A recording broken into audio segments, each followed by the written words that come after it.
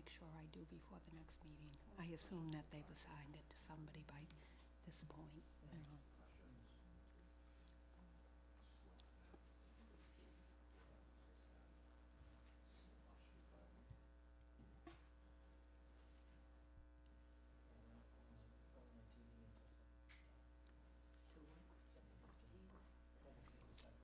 Do you prefer to do the regular meeting before?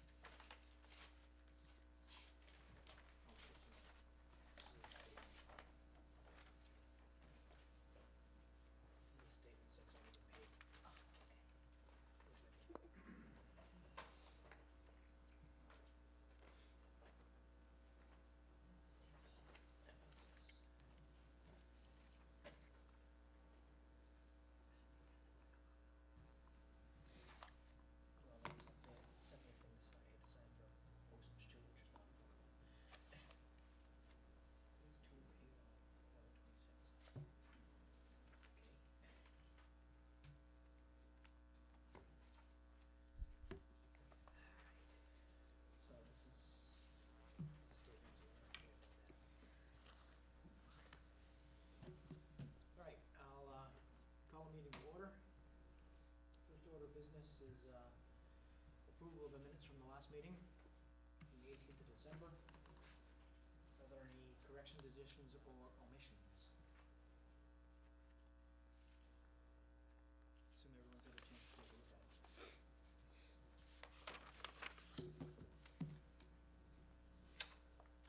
Your motion to approve as presented. I'll make a motion to approve as presented. Second that. All in favor? Aye. All opposed? You guys have it. So voted unanimous. Review of ongoing projects. Lake and Green? I brought some pictures to show everybody. That's what it would look like without the dark space behind the letters. That's water. Okay.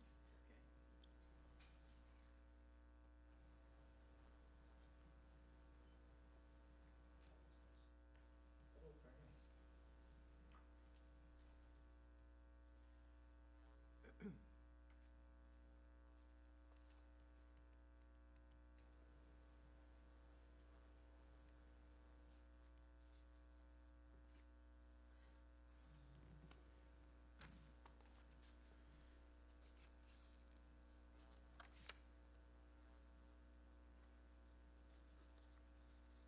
Any other? No, everything else is just in process. Okay. Marcus Atwood House, roofing, the roof, and as I mentioned at the last meeting, the roof is still on hold because of the winter. And electrical, I think, is, I believe, moving ahead. I'm not exactly sure. Yeah, we had a meeting last night, and I think it is moving ahead. It would be March before they maybe start on the roof. Yeah, well, given these ups and downs in temperatures and snow, no snow, et cetera, I can understand how that roofing would be a problem. Housing partnership, Zach? I don't have anything new to report. We are meeting, both the partnership and the trust are both meeting on Monday.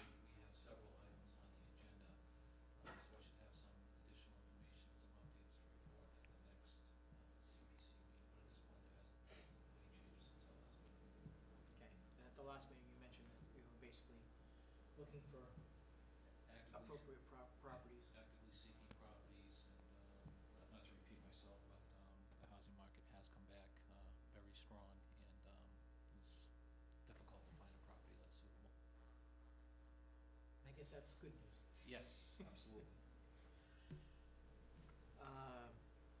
Savory Meadows, Church Street, I know that Fran indicated she hasn't heard anything new. We will have definitely an update. On the next meeting. Next meeting. And I have been watching to see any rec meetings posted, so that I can attend, but so far, they haven't got anything posted for this year.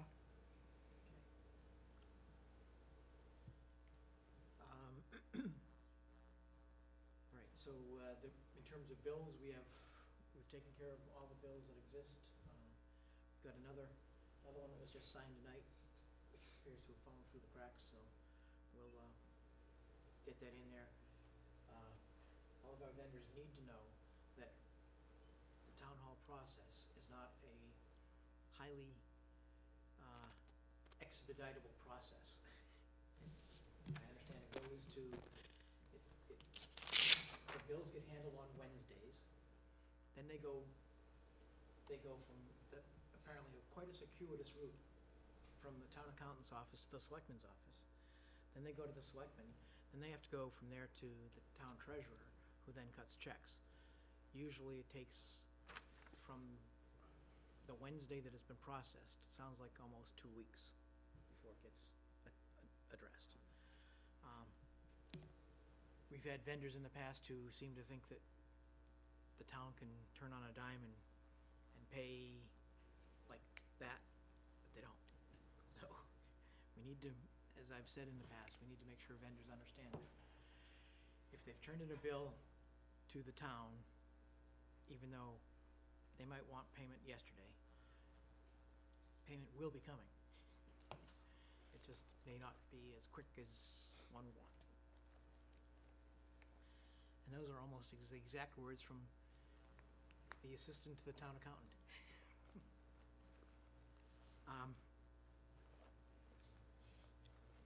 And I guess we'll hold off for a few minutes before we start our, we have a public meeting that's actually scheduled to start at 7:15.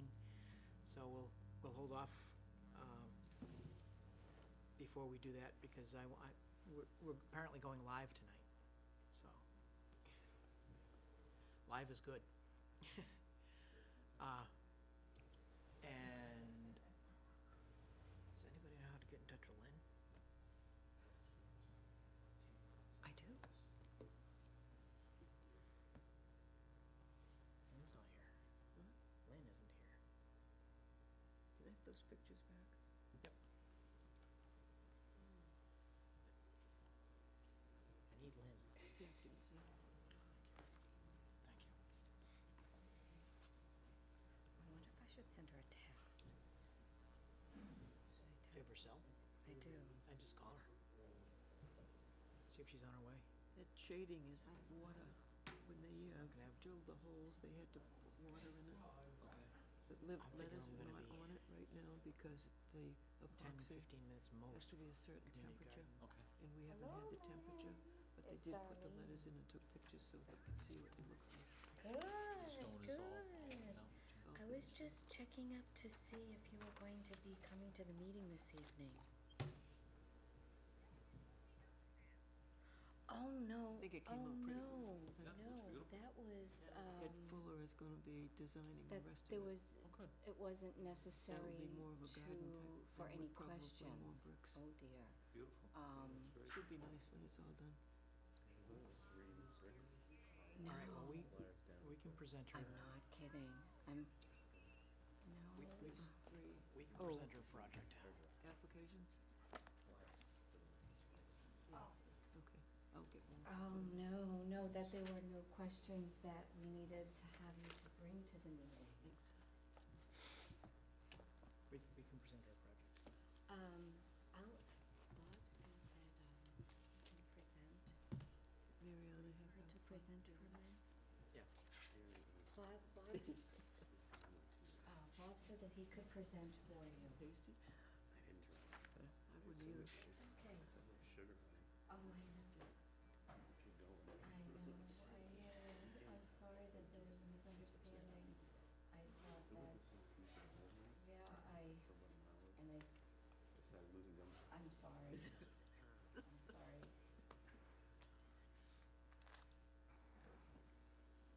Well, the original one, I said that I'd follow through with questions, and there were no questions for us to, that were posed for you.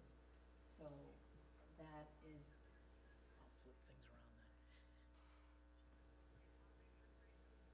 right.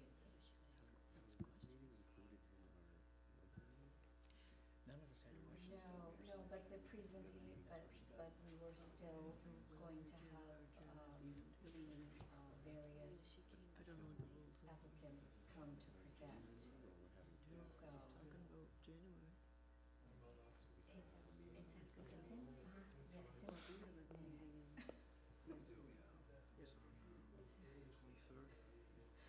So I'm really sorry, Lynn. You know, it was a miscommunication.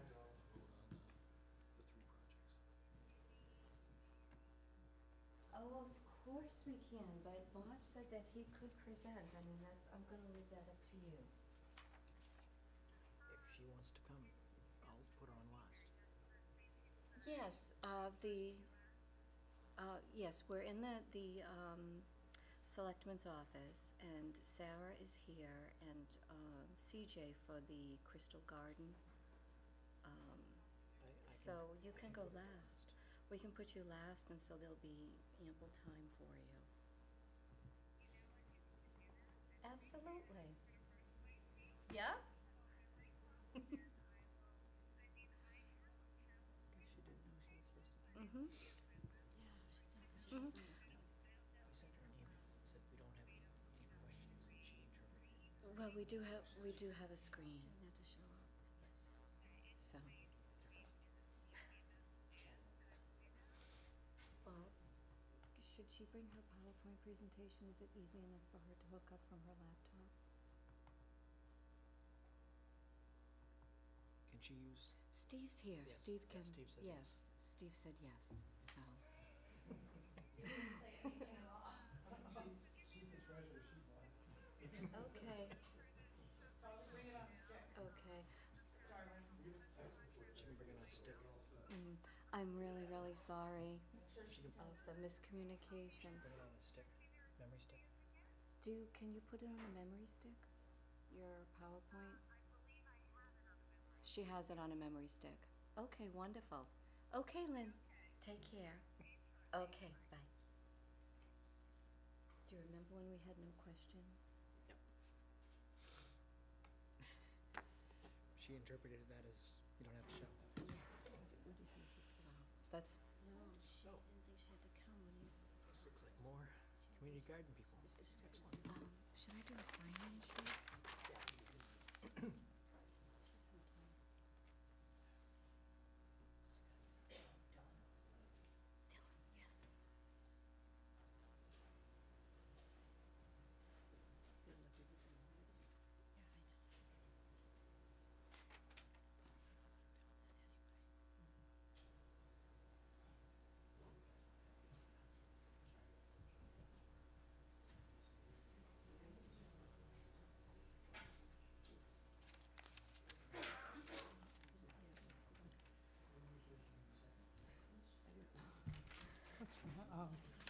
yes.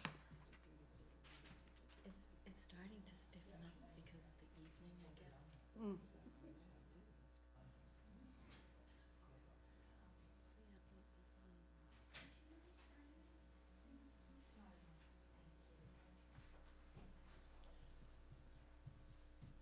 I feel terrible for Lynn. Dylan? We're ready.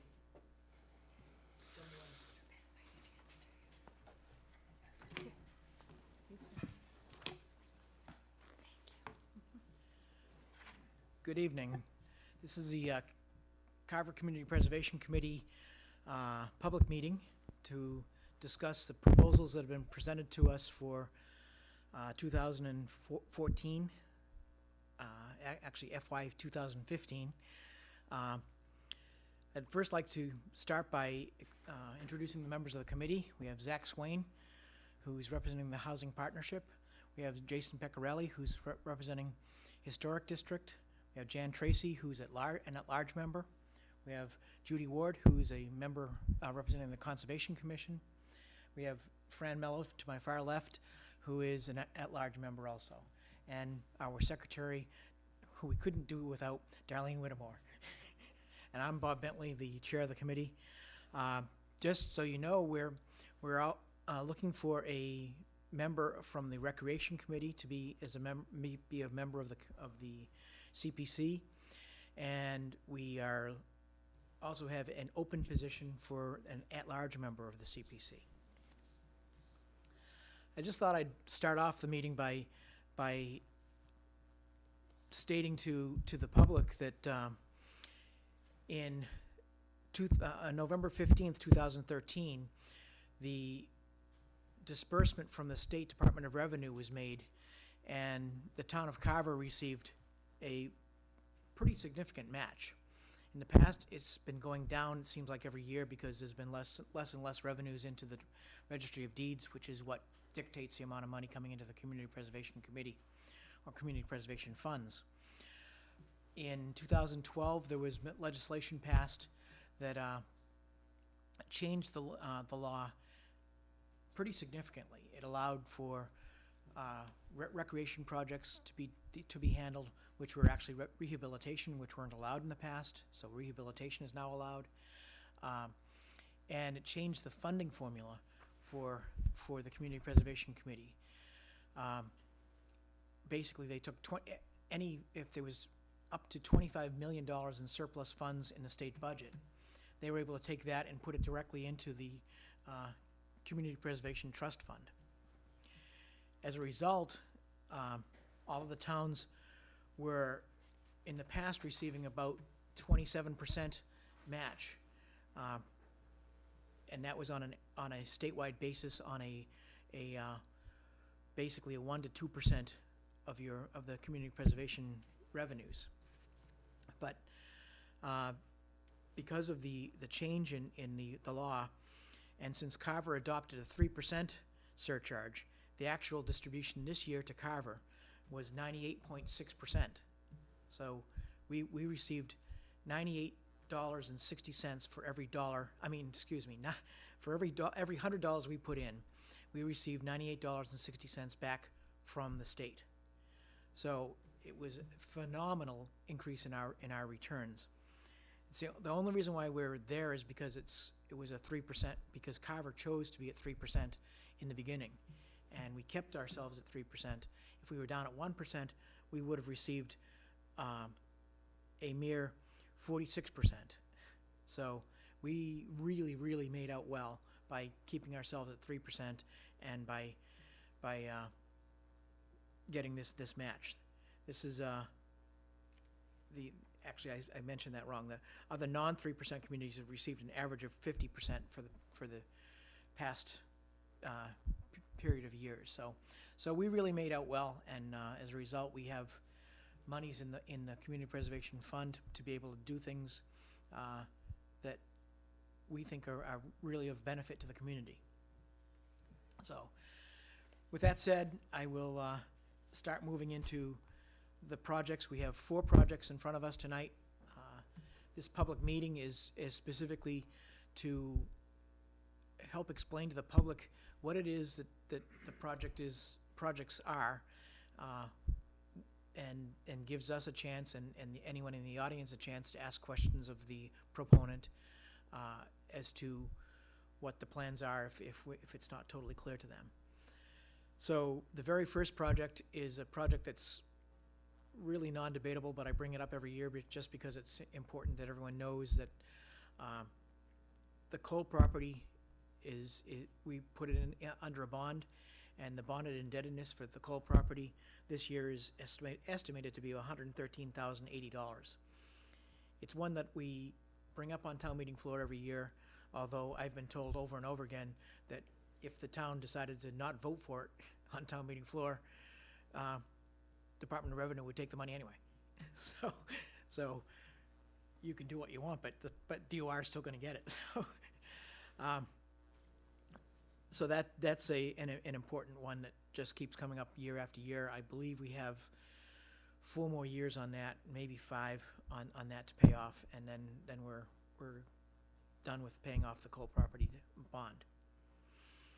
The second proposal to come before us is the community garden request from Crystal Lake Community Garden Committee and the AgCom.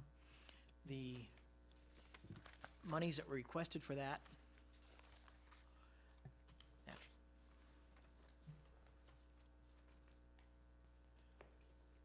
were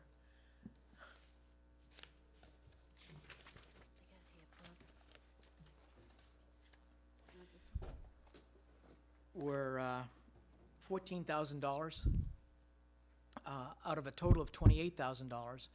And this is a project that I think the committee really likes to see, I think the town really likes to see, is the fact that we're actually getting other services that are provided that are reducing the overall cost to the town. So it's $14,000 out of a $28,600 request, or total budget. And the monies some monies have already been donated by, I believe it's Newcomb Tree Service, by the Carver Redevelopment Authority, and I know that there was a request into Lowe's Home Improvement, and I'm expecting to hear more about that tonight. I believe we have C.J. Gillis here tonight to talk about the community garden project, and we'd like you to come up and explain it to the minions here and the huge minions out there in TV land. Okay. For those who don't know, my name is C.J. Gillis. I'm a resident of 6 Oak Drive. I've been a resident of the town for, I think, 9 years now. The project it's a Crystal Lake Community Garden. And what we're trying to do is create a community garden on a vacant lot on Oak Drive. The lots will be 4 foot by 8 foot, is what we decided, and divvied up amongst the neighbors, people who are interested. If we have more interest than lots, then we'll do a lottery type. Otherwise, it'll just, everyone gets one. And you had some questions on the Lowe's request. We're not sure if we were successful on that yet. We're being led to believe we were not. That they usually give these monies to schools. But we have a new contact and we're still trying to work on that. We're also putting in for a grant for Makepeace. And I think there was one more grant? Not yet? No? Okay. The due dates on Makepeace is, June.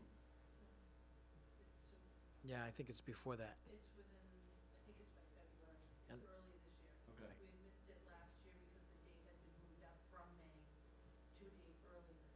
We had started convening after the date that was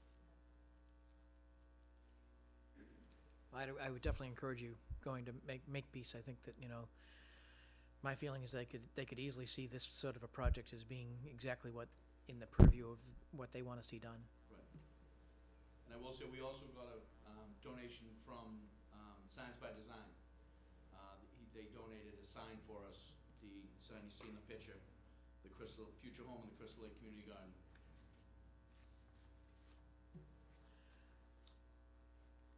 Okay. Any other, do you want to go down through the questions, or you want us to ask questions? You can ask questions. I know that we had a question about how the spaces are going to be marked in the gardens. Are they going to be well marked? Are they going to be, you can have. As to whose Right. is whose?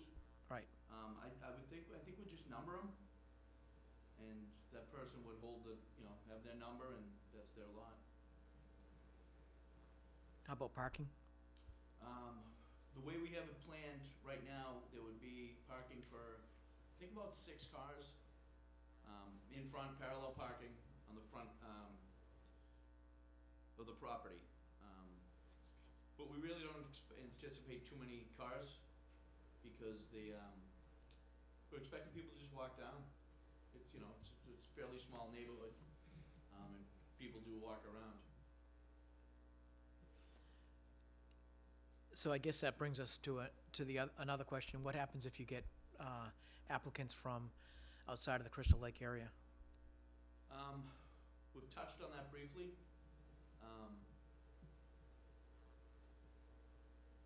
I believe what we're gonna do is go to the Crystal Lake neighborhood first. If there are additional lots available, I think we could open it up to others. But we're also hoping that this project will catch on to other neighborhoods in the town, where they can mimic what we've done. I there an issue with using CPC money and not opening it to the community? Yeah, I was wondering that too. If it's an issue, we will open it to the community. I think it's important to open it to the community, but I think I don't see a huge problem with setting up some sort of a structure where the Crystal Lake residents have some sort of a priority. A structure like, that would allow for others if they wanted to. I totally agree with you. I think that, if this works out well, then opening it up to other neighborhoods is having other neighborhoods do the same thing is a great idea. And since you guys came up with the idea, I would like to see some preference. I don't see a problem with some preference being given to Crystal Lake. I just think that it needs to be open enough so that it's not just totally exclusive. How many plots of land will you have available total? 30, I'm thinking about 30, 30 beds. I don't foresee us having an issue of too many people, at least not off the bat. But I think once it catches on, it's gonna catch on. Now, are you planning fencing? We're gonna fence the property, not quite to the property line, but we're gonna fence in all the beds, to keep the pests out. I mean animals. Well, deer seem to like just about anything, so. Yeah, 6-foot fence with a foot of chicken wire underground. Hopefully that'll keep out the woodchucks too. Right. What sort of lumber are you planning to use for the raised beds? We were looking at Williams, the rough cut. And everything we need to purchase, we're gonna make attempts to do it in town. Any businesses we need to deal with, we're gonna try to make everything, in the town of Carver, keep our money here. I think that's good. And how about loom? We think so. We're not quite that far yet. But I think we will have to bring some in, and it will be organic. We have a no chemical policy of any type, for fertilizer or anything. So everything will be natural. And then presumably you can set up some sort of a composting facility for subsequent years. Yep.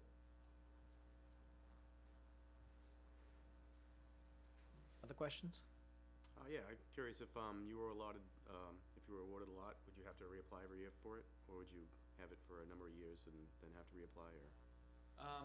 We discussed doing potentially 2 years. If there's a waiting list, you'll have it for 2, and then you'll have to give it up and That's a go good through the lottery idea. process again. We haven't quite hammered out those details yet, but that's what we're thinking. If there's obviously no waiting list, then just keep going until we get one.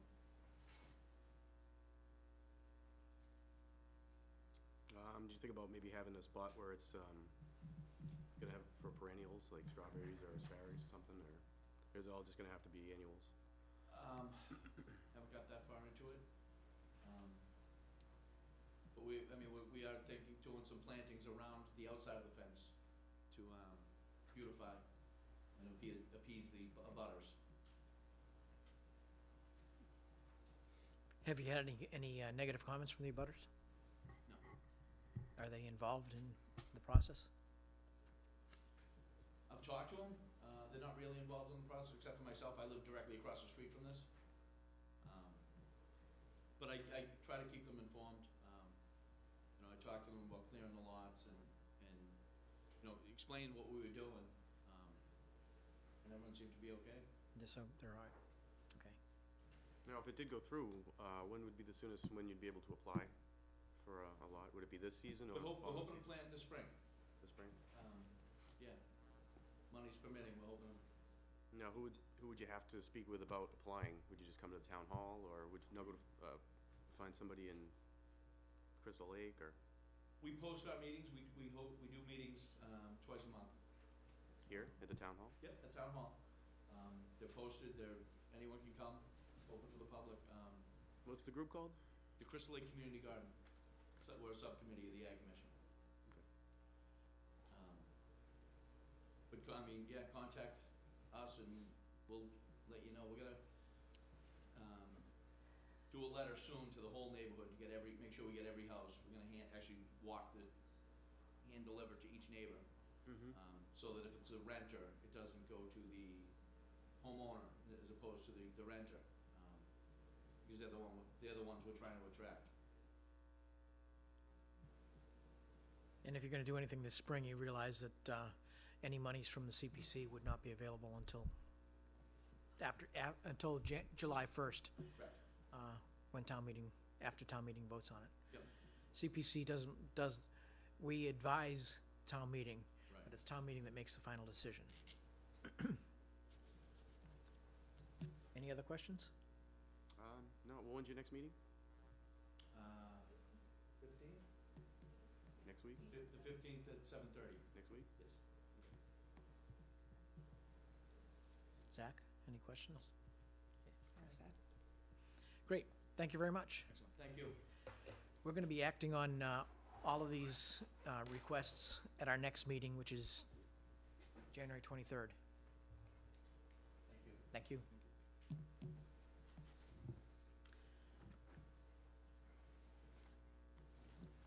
And the next presenter is, uh-oh.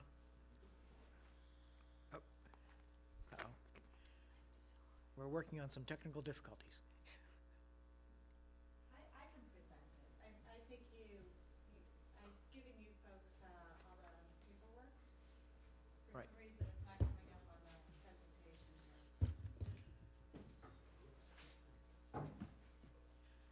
Well, the next presenter actually is our town clerk, Lynn Doyle. The request is for historical records preservation for the town clerk's office. It's in the amount of $71,067. And we pulled Lynn away from Construction her feet up on on my house. her feet up on the ottoman and said. No, I'm afraid not. No, I just let go a crew of 4 people in my house, working on my house today, so it's been busy. So I just want to say that I think the committee felt like your the written material you sent to us was extremely well presented. It gave us a very good feel for what needed to be done, and hopefully you can express that to the townspeople, and because we are on live TV, I'm told. Of course we are. So, Lynn, it's all yours. Thank you. I have I've given a presentation to all of you just about a month or so ago regarding the records that we have in our possession in the town clerk's office. We started this back in 2007, my predecessor, Jean McGillicuddy. She did a fantastic job, and you guys were very accommodating at the time to assist her with that. However, that only helped us with just a portion of the records in our possession at that time. So, I do have a presentation that they did find, and I would like to present it to you. Do we have a,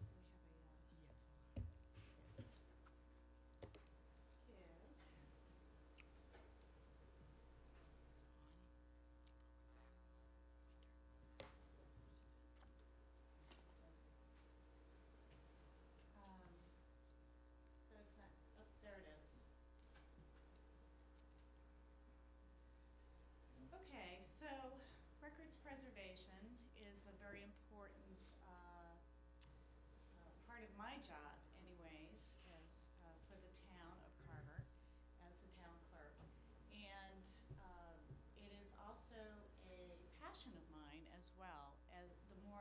researched it, the more I got into it, the more I realized how very important it is for us to save our records for the town. It tells the story about our town, it tells the history of our town, and it also preserves very vital records for the town that documents how the town got to where it is today.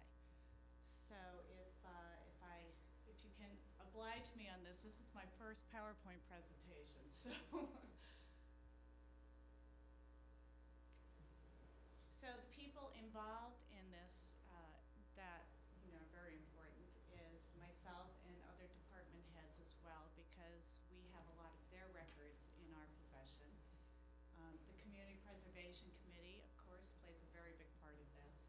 Historic Commission plays a very big part, and the voters and the taxpayers, more importantly than anyone, are very involved in this process. As the official keeper of records for the town of Carver, it is one of the town clerk's statutory responsibilities to ensure the safekeeping and preservation of all the records in our possession. We are given most of the records in the town hall from different departments, and it is important that we maintain those records. As a municipality, we have a fundamental obligation to record information regarding its operation, policies and procedures, and a duty to preserve these for the public good as well.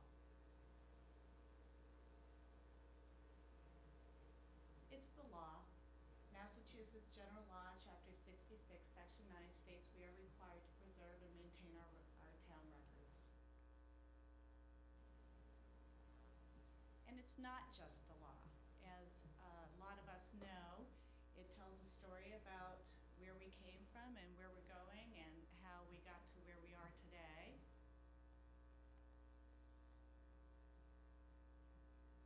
So how do we get there?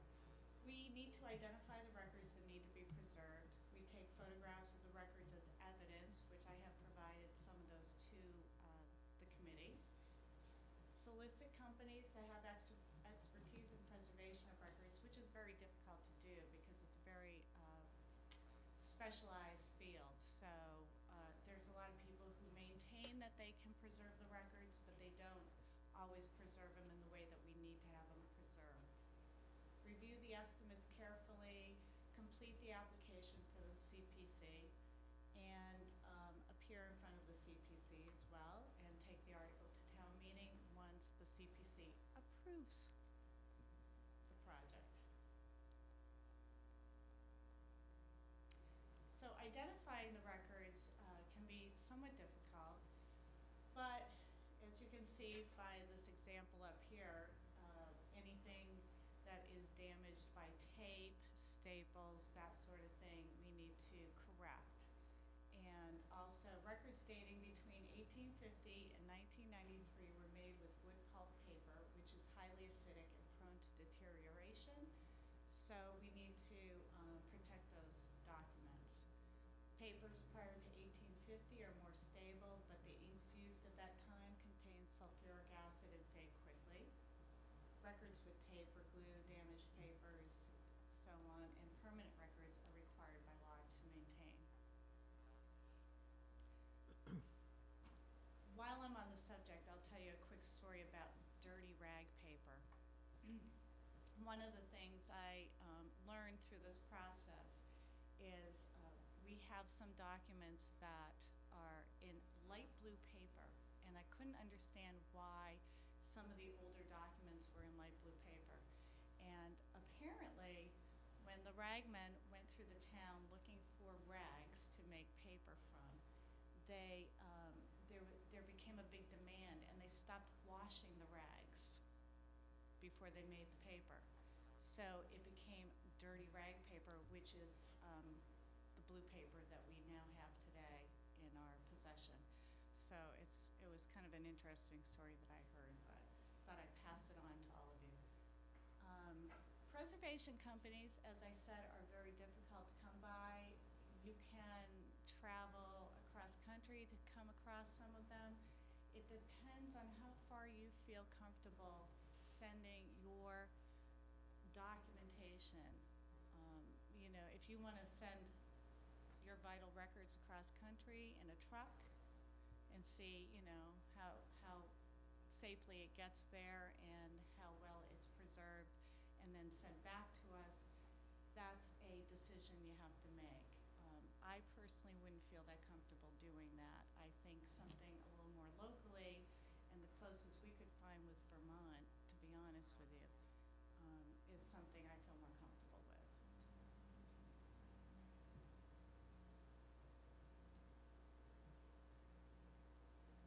So I think all of you are aware of the application process.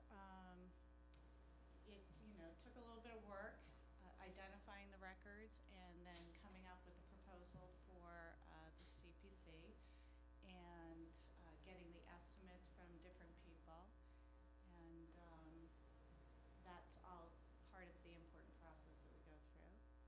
If we don't preserve our records, our town records serve as a permanent link to the past. They document and verify our existence. Without proper care, these records may be lost forever. So I am interested in taking any questions, if anybody has any.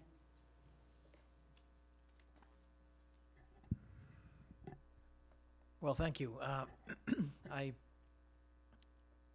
felt it's important to actually say that a lot of these records that you were talking about preserving date back to our earliest days in 1790 when the town of Carver was incorporated. There's town meetings, town election results, enrolled militia, and marriages that need to be preserved.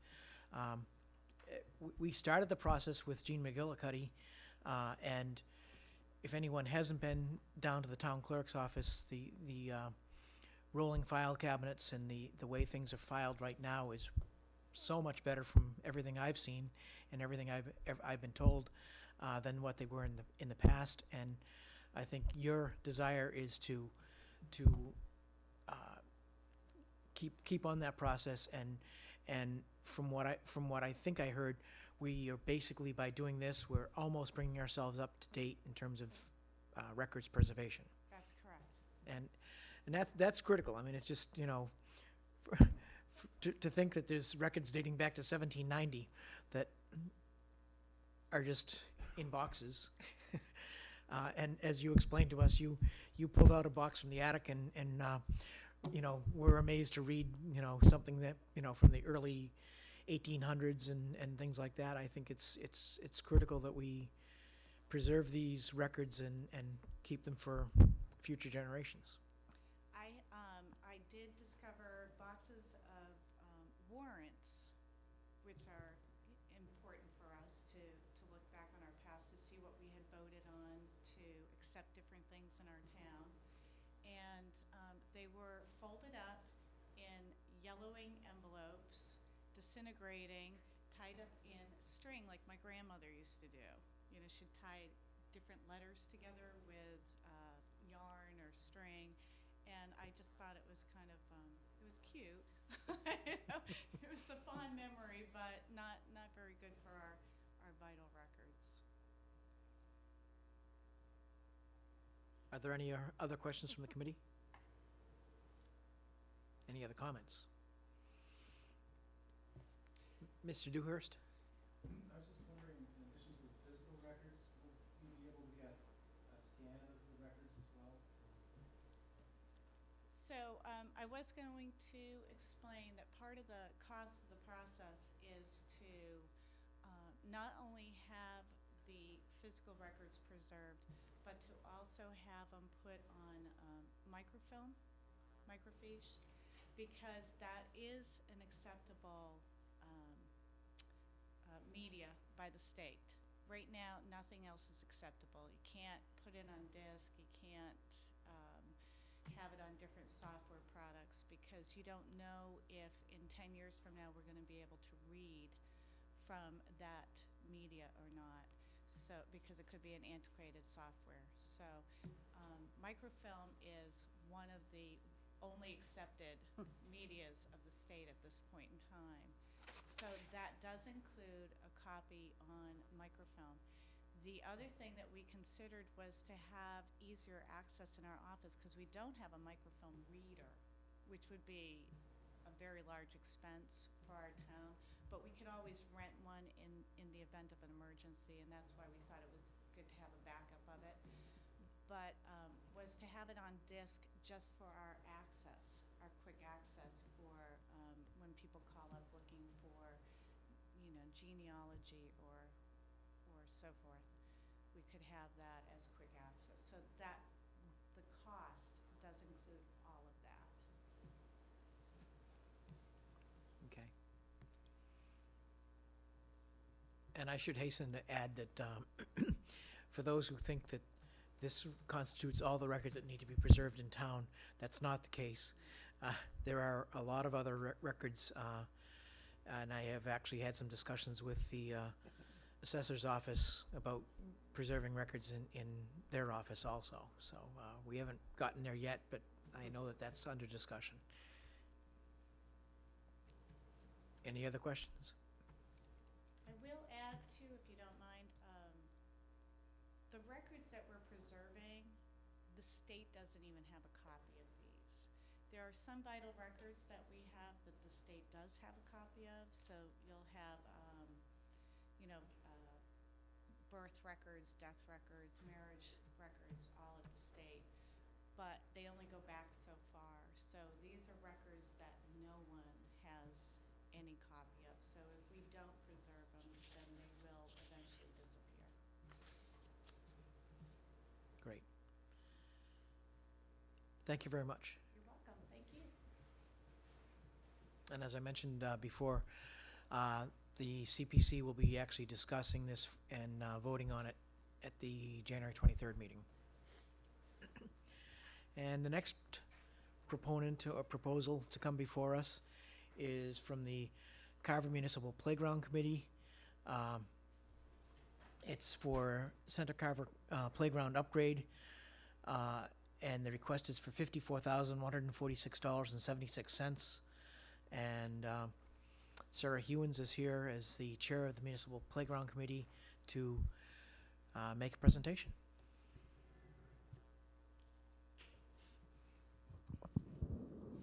Thank you, Mr. Chair. Is this microphone on? Okay.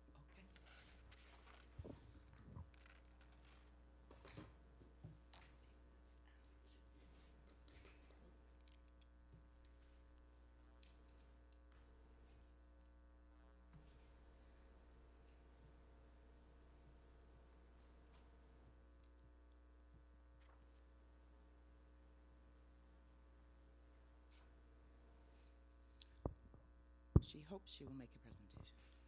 Steve wants to help There we you, go. Sarah. We're all set. Oh. Let's see what it is. I'll get there.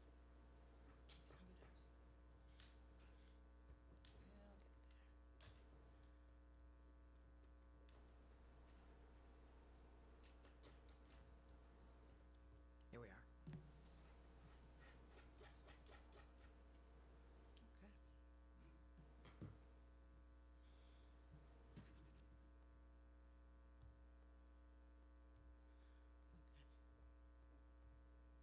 So somehow, I'm not getting a picture on my screen. That's okay. I'll go back. Yeah. Technical assistance, please.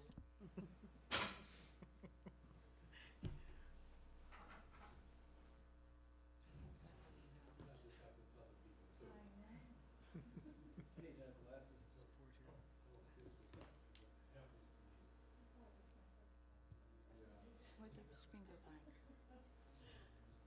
Hmm?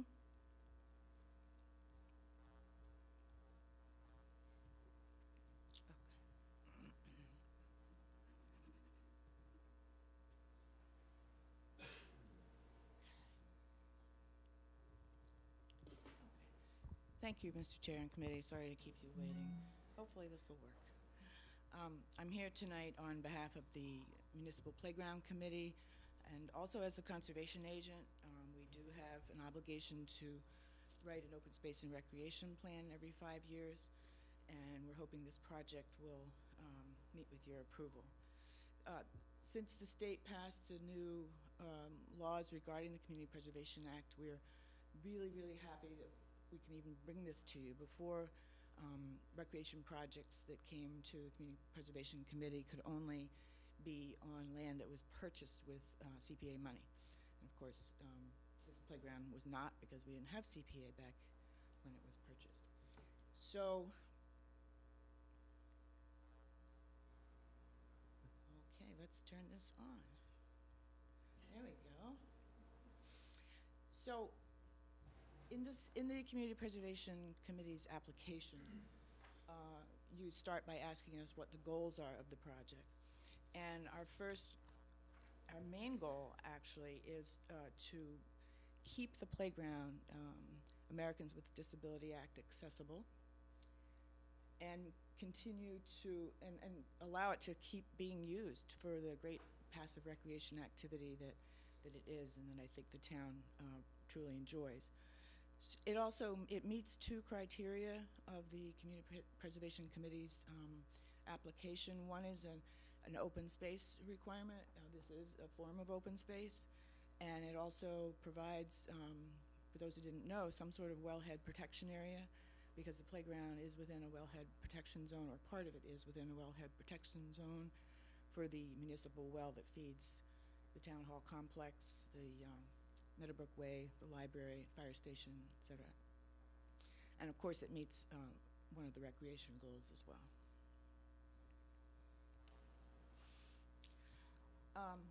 This is a long statement, but it's straight out of my application.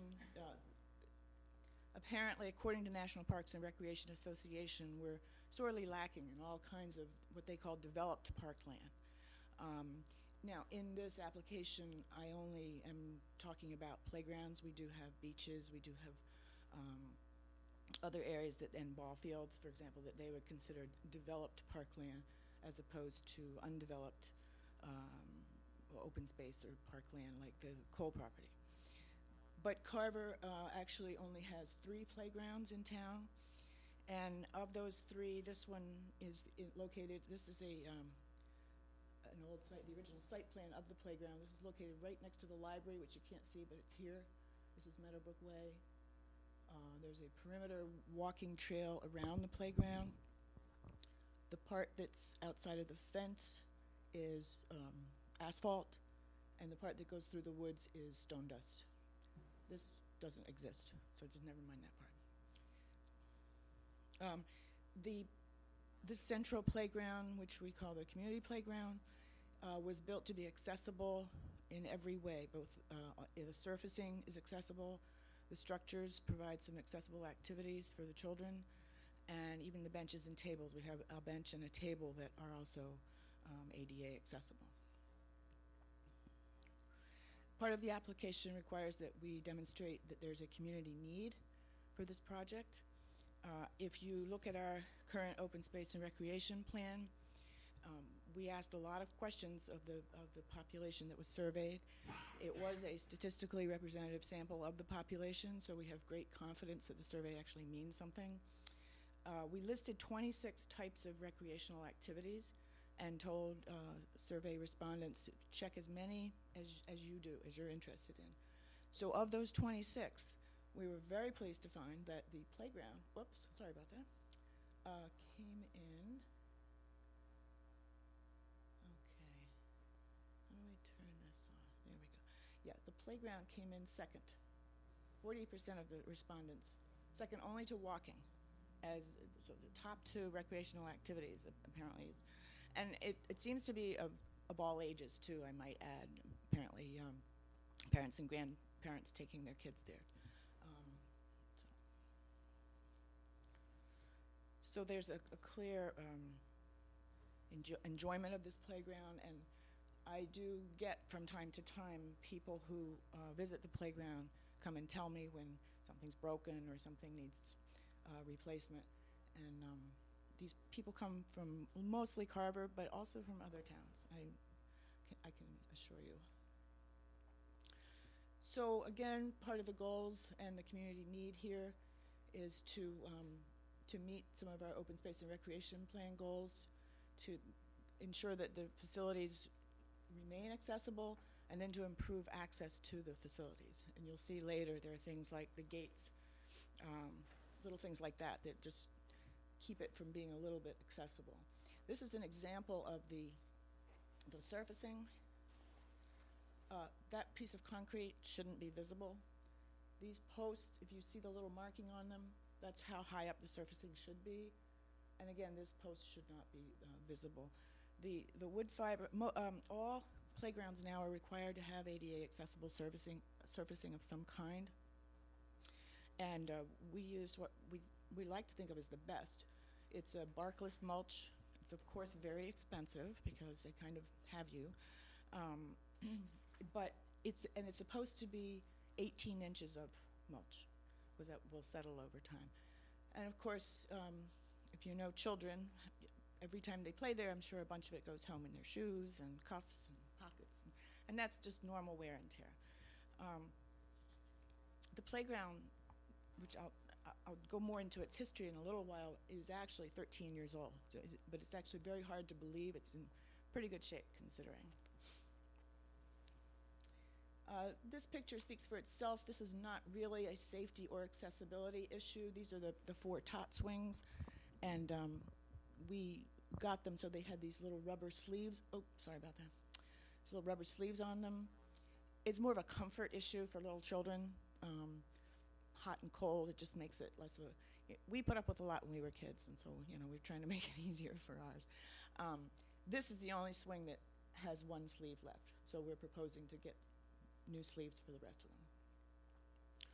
This is the little seesaw. Now, when I was a child, they had real seesaws. They don't actually make the kind of seesaw that you may remember from your childhood anymore. So this is more of a teeter-totter, but it's really quite nice, and it's quite popular. In the original pictures, this is covered. There's some pieces missing. It still kind of bounces up and down, but it really needs to be fixed. This is called, we learned lots of new names when we built this playground, and one of them is the Wiggle Beam Suspension Bridge, which is this little thing here. Kids just love this thing. And it's held up by these little bolts on wires. This will become a safety issue. It's got enough bolts on it that nobody's going to have an accident, but it really shouldn't be like that. It needs to be repaired. And here are the latches that I was talking about earlier.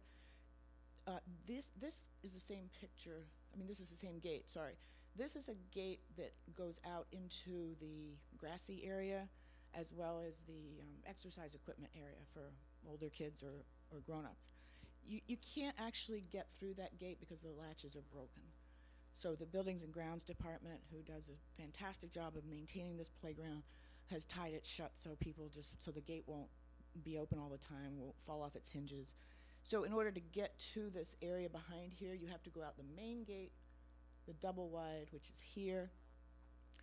That one works, but it's misaligned. And that double wide gate is actually, it's a 12-foot gate. It opens, both gates open. It's for ambulance and fire service if needed. This was hard to take a picture of because I'm not sure why, but it's hard to see that this is a deep depression here. It's easier to see that here. This is a real popular feature. That's the tire swing. And these are just high traffic areas. And so we thought it might help. We'll see. Hopefully it will help if once the surfacing gets replaced and leveled, we can put these mats down to just kind of slow down the process of those deep holes, not holes, but depressions. This one occasionally does fill up a little bit with rain, which is not good. But, I mean, the kids don't mind, but that's beside the point. We do.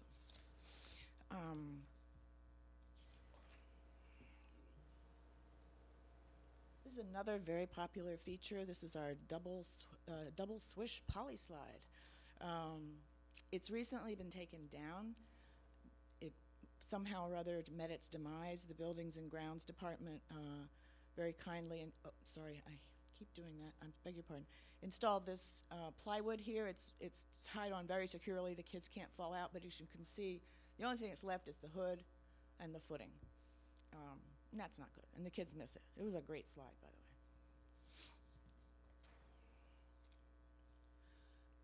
The Municipal Playground Committee also discussed, those are items which you'll see in a few minutes we consider necessary items, safety, accessibility. We did have a proposal in here for a few items that we call wish list items, and one of them that was discussed was a water feature. And when I began to research the water features, I found that to get a water feature that looks like an animal, or that's a hoop, or that's any kind of thing except a really boring looking water feature is really expensive.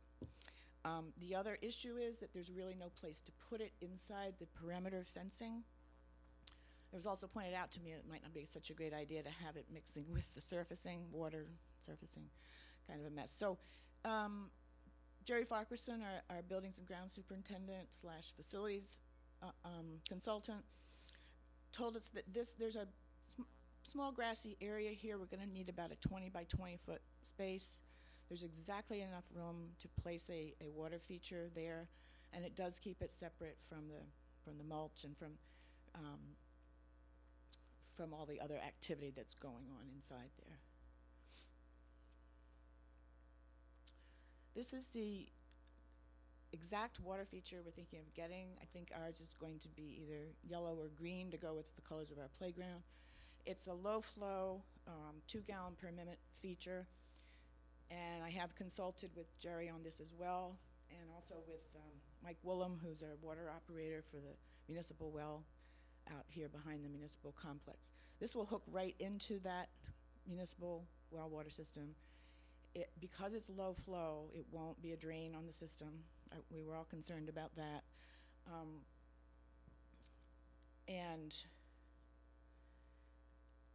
It's going to have to, the hookup is, not easy, but it's not complicated either. But so hopefully we will be getting some assistance on that.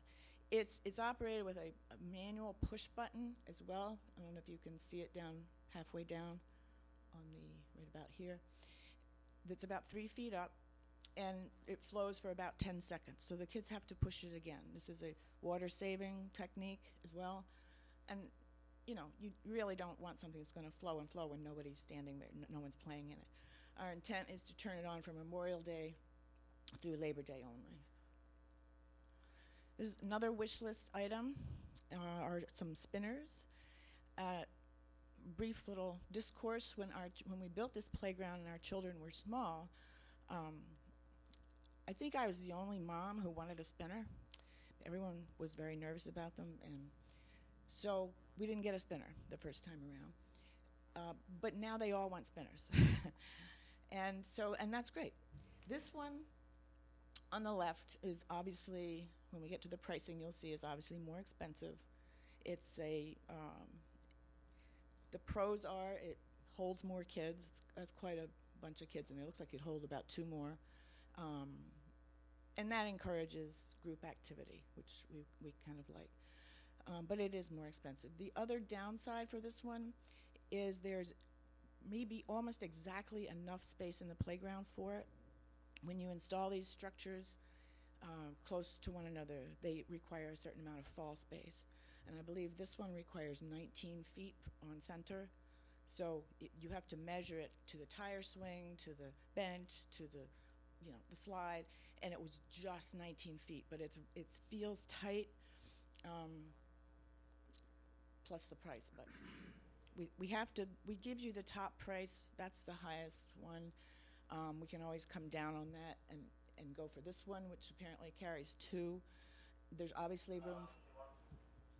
There's obviously room for that one in the same spot, and it requires less fall space. But fewer kids can play on it. The community preservation application also requires us to demonstrate community support It's very difficult to separate the community's support over time and continued support for the playground since the very beginning when we first had the idea, and versus the need for upgrades and repairs. This is a sign, and I think you may be able to see the date. I think it says 5/22/99, May 22nd, 1999. We were heading into town meeting that year, and I was on my way to work, and for some reason I had my camera. I don't even know why, and this is a sign built by the Cranberry Crossing, a daycare and preschool, and these are little handprints to pull on your heartstrings. They did this all by themselves. They didn't ask us. They didn't tell us they were going to do it. I almost fell over, and so I took a picture of it. And the picture says 1,000 words. So in 1999, at that town meeting appropriated $25,000 for clearing the site. We had located the site next to the library. The town had recently bought it at that time. It was Roby's old hardware store. And we, for clearing the site, for excavating it, grading it, and then for design of the playground.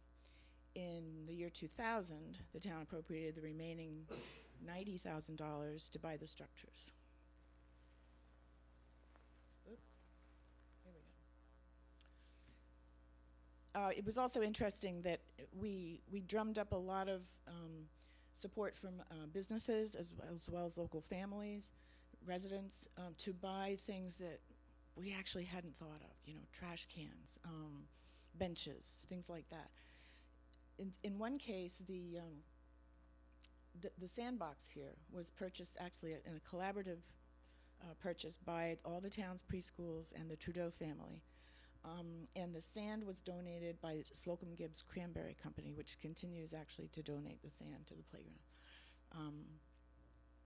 It's really, I can't tell you how widely used this playground is.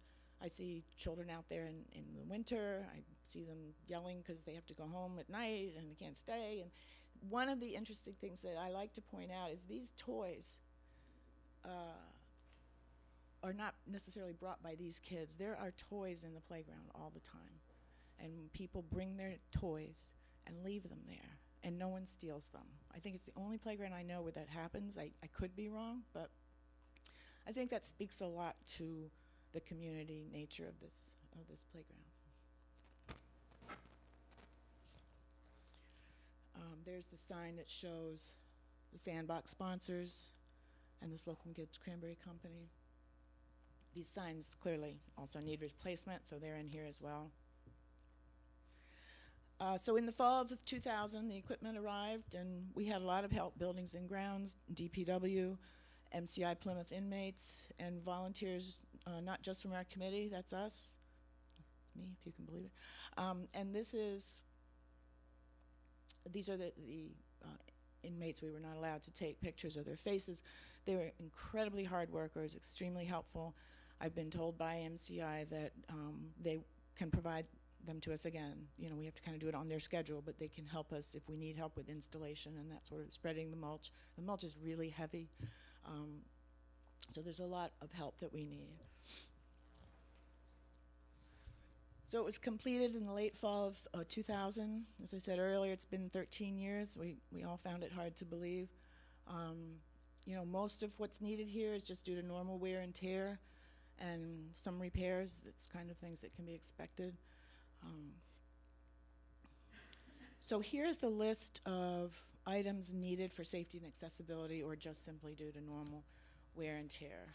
And I don't know if you want me to read all that, because we will be going through the budget and we'll itemize everything for you.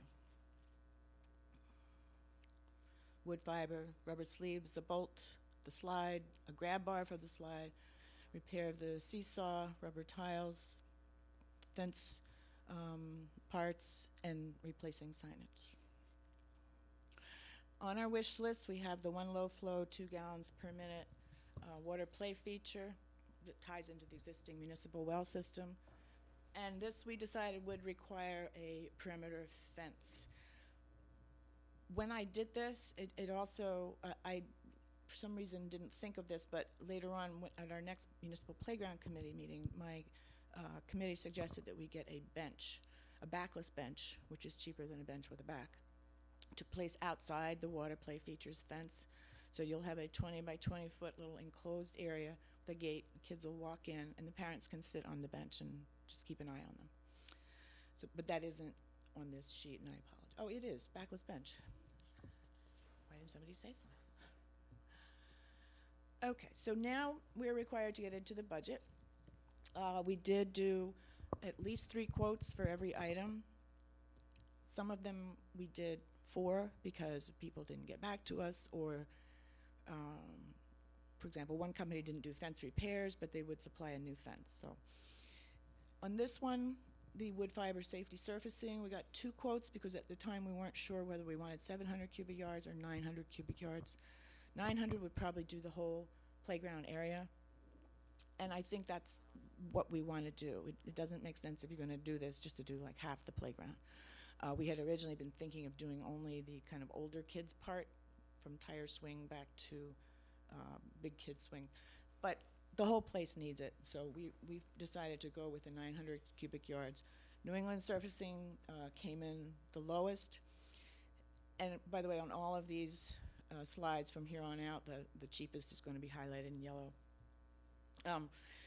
The interim town administrator suggested to me, and I think he's right, that by the time we go to purchase these items, they may have increased to the point where we actually have to go out to bid, a formal bidding process, because that number where you have to go out to bid is $25,000, and you know, this is getting close. And by the time the equipment is delivered and the surfacing is delivered, the prices could well have gone up. This is to repair the existing gate latches and hinges. 2 companies that we asked just don't do repairs. East Coast Fence obviously came in cheaper. Landscape Structures this is not something they ordinarily do. They do playground equipment usually, and so that's why the price was unusually high. But new perimeter fence for the water feature, 20 by 20 by 20 by 20. Colonial fence came in best. And here is the equipment or part list on our necessary wish for the actual equipment. I want to explain that that my committee requires that we, in every case that we possibly can, that we use recycled material. That entire playground is built out of old dish soap containers, milk cartons, old cat food cans, and we're really proud of it.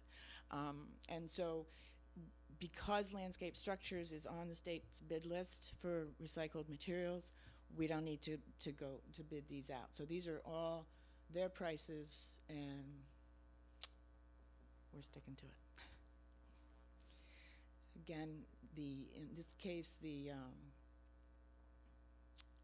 yellow ones up top, yeah, I have them listed whether they're recycled or not. The one point that I want to make here, and I should pass this out for you, is I neglected to put in the cost of the smaller spinning structure, and you will see it's a lot smaller, a lot lower.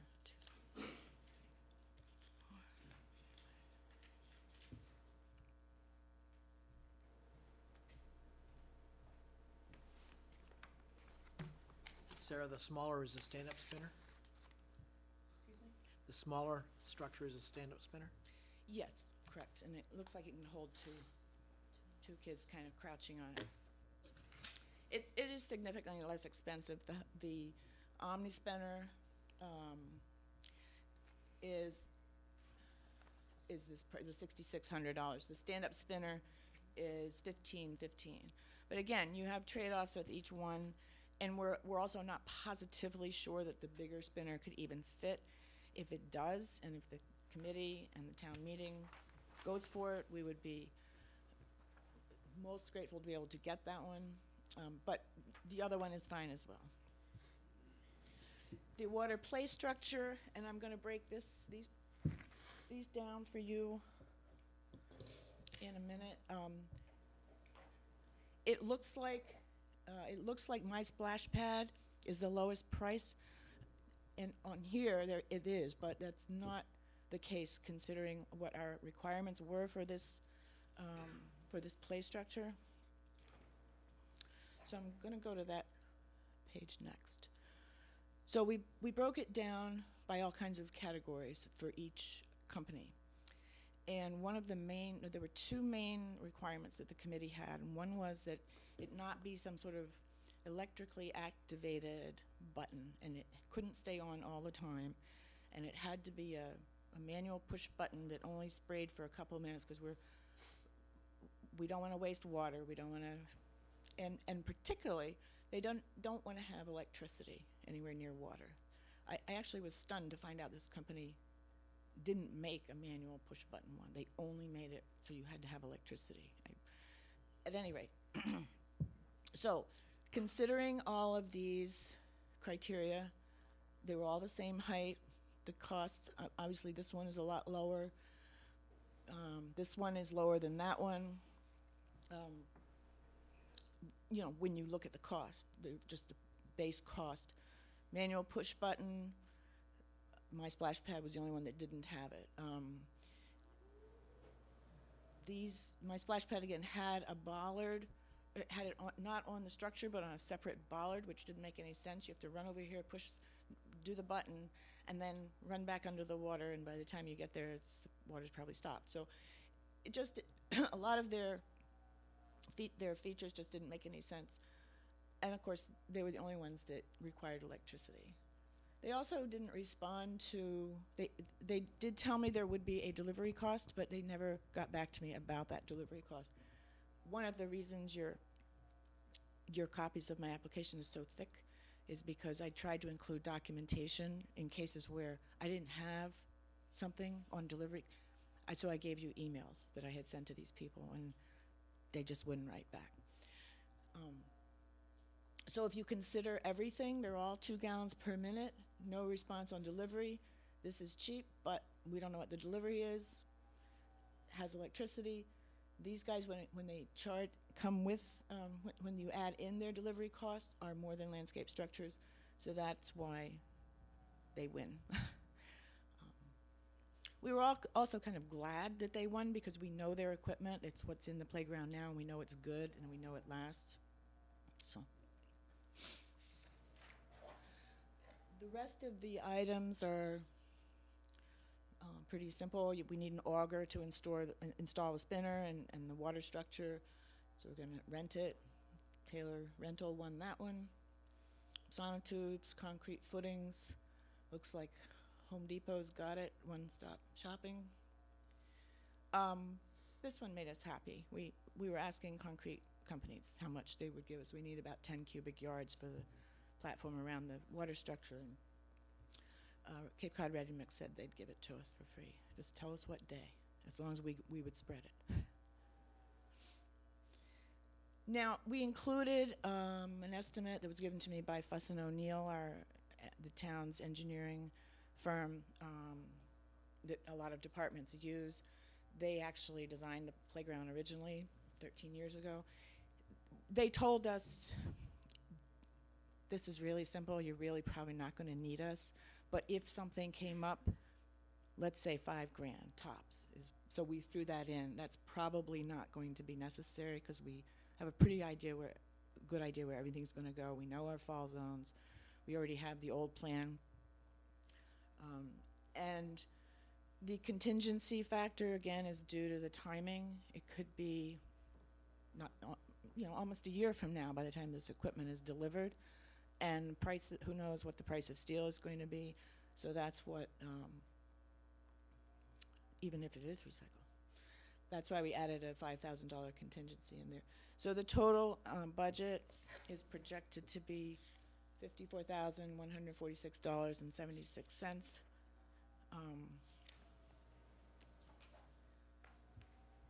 And then you asked about the timeline. This is what we hope is going to happen. This winter, this committee votes to recommend the project to town meeting. Town meeting then votes to approve the project as well in October or maybe November, the state matching funds come in, and there are no permits needed. We don't need an electrical permit, we don't need a building permit. We've gotten permission from the Buildings and Grounds superintendent that we can hook up that to the town water, and so we feel like that part's gonna go relatively smoothly. And then you've asked for additional information of the project. Obviously, town owns the site. Passive recreation land is an allowed use in a residential agricultural zone. There are no hazardous materials there. We did our due diligence 13 years ago. And I did ask the playground company, as well as the interim town administrator, whether we needed a playground installer. When we first built the playground, they asked us to have a playground installer, simply because it was the first time we had never done it before. There was nothing there. Excuse me, but they both said no. These are two really easy things to put in. Even the bench, the bench, the spinner, and the water feature. You're not going to need an installer. We did attach copies of the quotations, and as I said, a lot of them, because they will be recycled material. Those that are recycled material, we were not required to get 3 quotations for. There are no wetlands on the site, and obviously I will be there to represent the project for you and for the playground committee and at town meeting. Now, I know that you had some questions for me, and if I may, Mr. Chair, just address the ones that you sent me, and then if anyone has any more, I'd be happy to do that. Let me just put this slide on first. Thank you. We really appreciate your consideration, and we're just so pleased that the town saw fit to keep our Community Preservation Act surcharge at 3%, because otherwise, as Bob pointed out, we wouldn't be getting such a fantastic reimbursement from the state. So your first question, Mr. Chair, was, does the Municipal Playground Committee have a budget? No, we don't. We never did. We bought the playground initially when the town had money. I mean, these were appropriations at town meeting, and it was before CPA, the Community Preservation Act, was enacted. So it's unfortunate, but that, we had the money at the time, and that's what happened. And at the time, I think we hadn't given as much thought to maintenance as we probably should have. But the Buildings and Grounds Department has just been terrific. DPW stepped up to the plate a couple of times too. At one point, they installed a significant storm drain structure in the playground. You don't know it's there, but we had some water issues at one point, and that's underneath the playground now. So no, we have no budget. So we're sorry, we can't help with that. Question number 2 was, for the water structure, where would the water be coming from? As I mentioned earlier, there's a municipal well, public water well supply behind the library. It services the town hall complex, the library, the emergency services, the residents on Meadowbrook Way. And we have had approval from all the parties that it's okay for us to hook up with that. Will the water be using a filtration system? The water, obviously, we're using, it's a public drinking water supply well, so it is obviously clean water. It's potable water. It's treated, the only thing it's treated for is iron and manganese, and we're probably all familiar with that at our own home wells. So it is clean water. We were careful about that. I believe one of the water structure companies allowed you to hook it up to your garden hose or something, and I don't even know why you would want to do that, because you know this water will end up in children's mouths. So you want potable water, and that's fine, but you want it to be potable water. Is there a continuing maintenance in terms of funding for the town water? No, there's no cost.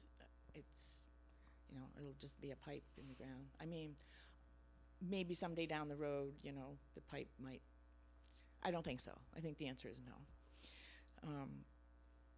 And who will be responsible for the continuing maintenance of the feature? As I said, I don't mean to repeat myself, but Buildings and Grounds at the time, it currently does a terrific job of that. And any huge thing like a stormwater structure, the DPW has stepped up to the plate in the past. The Buildings and Grounds Department once a month goes out there, for folks who don't know, and they tighten all the bolts, which is just wonderful. And so it's a pretty safe place as far as that's concerned. You appear to have multiple vendors providing materials and services. Will there be a clerk of the works for Carver to assure that this is done up to the specification of the Municipal Playground Committee? I'm hoping you all have copies of my answers. I sent them to you two guys. You don't have copies of my answers? Okay, I'll make copies for you and see that you get them. I emailed them, and I would have copied them tonight if I had known you didn't have copies. When we built the playground in 1999, 2000, we all worked together to make sure this worked. I was the chair of the committee, so when there was a problem, everyone came running to me, and that was fine. We had a lot of help from Buildings and Grounds, the DPW guys. When it was delivered, they hauled it all over there. The MCI Plymouth inmates, as I mentioned, and the volunteers were just hugely helpful. But I will be supervising this this time around as well. As far as the vendors are concerned, we have one vendor providing all the playground structures because they're all recycled materials. We will have a vendor providing the safety surfacing. And as far as the other things go, these are kinds of little goods and services like sonotubes or installing the fence. The vendors will either do that on our timeline. They're not going to put a fence in until we've installed the water structure and put the cement down, obviously. So, and then we'll tell them to come over, and we'll buy the sonotubes when we can. So it sounds like a juggling act, and it kind of is, but believe me, it won't be as hard as the first time around, because there aren't as many structures to install. And I'm sure we'll have lots of volunteers as well. So, any more questions? I'd be happy to answer. Anyone have a question about the walking trail or something? That's not relevant to this project, but I think the question about the walking trail was anything going to be done with the trail, or we weren't really sure, looking at the plans, whether there was an extension of the trail or whether the trail was staying the way it currently is. Yeah. No, the trail is staying the way it currently is. Let's see if we can go back and find it. Sorry. Okay. So the trail, as I said, it goes around the perimeter of the playground outside the fenced area, and then it goes off into the woods a little bit. This part's paved, this part's stone dust, because it's in that wellhead radius, so we couldn't pave it. We designed the walking trails to be approximately a quarter of a mile all the way, so that someone could walk it 4 times and it was a mile roughly. We're not planning any upgrades to that trail or any changes on that trail. One of the scouts had done some work in the woods, next to the trail in the woods, kind of cleaning up some brush.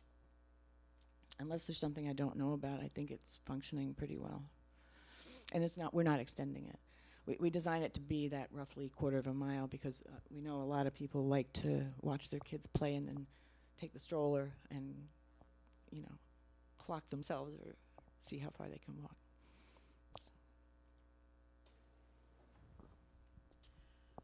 Sarah, does the 54-146, does that anticipate spending the money for the OmniSpin spinner? Yes, it does. I put in the higher price, and as I said, we can always come down. I didn't want to put the lower price and then not be able to go up. It wasn't totally clear to me whether whether you really felt like the OmniSpin spinner would actually fit or not. Is there any way you can better define that for us? Yeah, that's something that I would probably feel more comfortable having. I couldn't do that at the time. I went out and measured it myself. You could do it, but it's very close, and I'd feel more comfortable asking the buildings and grounds superintendent or somebody like that who could come out with me, what do you think? And then we'll figure it out. I think we have enough time between now and town meeting to actually figure that out, so it might come down. I like to get second and third opinions, I agree. I don't want it just to be all on me. So I definitely will look into that, because it is the one we'd really like, but, And it's possible you could place it outside the fence, but again, the whole concept of having these structures was in a place where the kids don't run out into the street. That's why I want to fence in the water feature as well. What type of surface, are you gonna use the same type as inside the fencing area of the playground for underneath the water feature? No. Underneath the water feature is going to be a brushed cement. That's actually what they recommended doing. All of the water feature companies, just because it's less slippery and you kind of groove it, I guess. Was it broomed or brushed? At any rate, it's kind of grooved so it's not slippy. So will the entire 20 by 20 area be the pad? Correct. Yep. And that's also ADA accessible, so, yeah. Now, there's always things you can, well, what if the kid, falls down on the, well, a little risk is good. That's what I say. In my time, you could wrap swings around the bars. I think it'll be fine. I mean, it was really something that the water structure companies all recommended. It's pretty standard practice, so. And one of them was from Canada, just a little footnote. Jason? Yeah, if you did go with a smaller spinner, would you use just one, or would you be able to fit two in? Ooh, I didn't think of that. That's not a bad idea. You could have two. It would depend on the fall distance. I can't quite remember what I know the fall distance for the smaller spinner is less than the 19 feet for the big spinner. But I don't know if it's 12 feet and then you'd need 24, or if there might be another area to put it. That's a thought. And I was wondering if there was two final bills, one that didn't include the wish list and one that did include it. Because one's 54, what would that, I'm assuming, would be the one with the wish list? Correct. Is there a total without the wish list? No. I can make one for you if you want. I can subtract the wish list, but, and I'd be happy to do that. It's just the 3 items. But the committee really does want the other things, and I think that having done all the research on the water structures, it's amazing how, if you just want a hoop, it's like twice the price of this pole. It's unbelievable.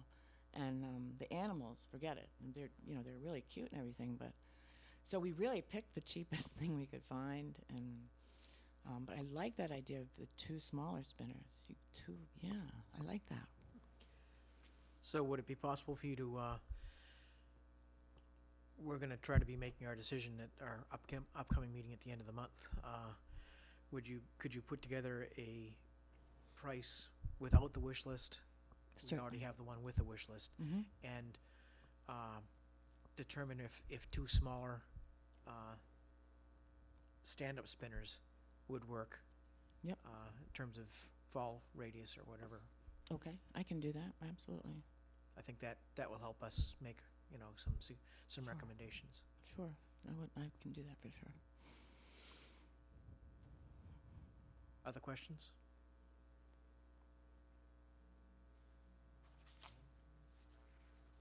Great. Well, we appreciate you coming. Appreciate your presentation. Thank you. I appreciate being here. And we appreciate all of the proponents coming tonight and making their presentations. The Community Preservation Committee will be actually acting on these at our meeting on January 23rd at 7 o'clock. We'll be in meeting room 3. And it's open to the public. Thank you to the people who came tonight and to the people who watched tonight and on other nights. Thank you and good night. I gotta fly down, Bob, I'm sorry, I gotta fly downstairs for the ZBA. Okay. You're an executive, thanks. You want a motion to adjourn? Yeah, can I have a motion to adjourn? Adjourn. Motion's been made by Janet and seconded by Jason. Oh, Jason seconded, okay. All in favor? All opposed? Awesome.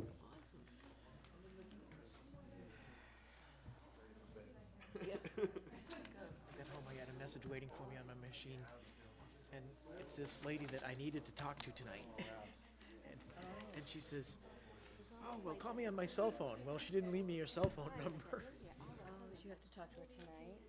So I talked to her tonight before the meeting, which